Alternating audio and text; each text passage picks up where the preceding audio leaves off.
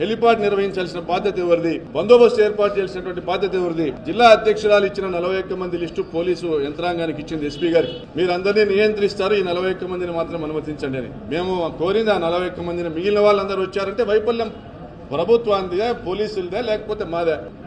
ఎద్దు ఏనిందంటే గాడిలో కట్టేయమని చెప్పినారంట గతంలో పెద్దలు.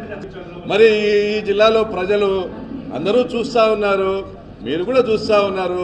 విజయ్ కుమార్ డిఎస్పీ గారు మాకు మైక్ ఇచ్చి ప్రజల్ని మేమందరూ, నేను రోడ్లో కూర్చుంటాను, మీరు కూడా రోడ్లో కూర్చోండి, అందరూ రాండి, హెలిప్యాడ్ మీదకి పోవద్దండి, హెలిప్యాడ్ మీదకి పోతే ల్యాండింగ్ అవ్వడం కష్టమవుతుందని నేను మాట్లాడిన వీడియోలు ఉన్నాయి, ఫోటోలు ఉన్నాయి. సాక్షి దినపత్రిక మరుసటి రోజే దాన్ని పబ్లిష్ చేసింది, సాక్షి టీవీలో వచ్చినాయి.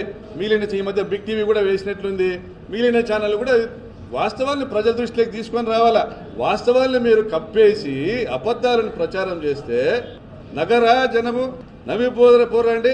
పోలీసులు కదా బందోబస్తు చేయాల్సిన ప్రకాష్ రెడ్డి ఏమన్నా జిల్లా ఎస్పీనా హోంమంత్రి కాదు కదా. చంద్రబాబు నాయుడు గారు హోంమంత్రి, అనిత గారు, చంద్రబాబు నాయుడు గారు ల్యాండ్ ఆర్డర్ చూస్తారు, ముఖ్యమంత్రి గారు అనిత గారు హోంమంత్రి, జిల్లా ఎస్పీ గారు ఉన్నారు. వాళ్ళు చూడాల్సిన బాధ్యతలు కూడా మీ వైఫల్యం వల్ల మా జగనన్నకు ప్రాణహాని కలుగుతా ఉందని మేమంతా గగ్గోలు పెడితే మా వైఎస్ఆర్ కాంగ్రెస్ పార్టీ కేంద్రం దృష్టికి, సుప్రీంకోర్టు దృష్టికి మా అధినాయకుని భద్రత గురించి మాట్లాడేటువంటి పరిస్థితి వస్తూ ఉంది. కాబట్టి దాన్ని తప్పించడానికి, మా జగనన్నకు భద్రతను ఇవ్వకుండా తప్పించడానికి, ఆయనకు అపాయం కల్పించడానికి ఒక కుట్రపూరితమైన ఉద్దేశంతో లేదు, ఇదంతా ప్రకాష్ రెడ్డి చేసినాడని నా మీద డైవర్ట్ చేయడం. రెండవది, అక్కడ జరిగినటువంటి హత్యా సంఘటన మరుగునపరచడం కూడా ఈరోజు మీడియా చేసిన పాపం. హత్య జరిగి ఈ రోజుకు మీరు గమనిస్తే నెల రోజులు కాలే. మరి హత్యన జనం అంతా మర్చిపోయి ప్రకాష్ రెడ్డి ఆ ఊర్లో ఉన్నాడు, బెయిల్ వచ్చిందా లేదా? ఇదండి మన సమాజం చేయాల్సింది.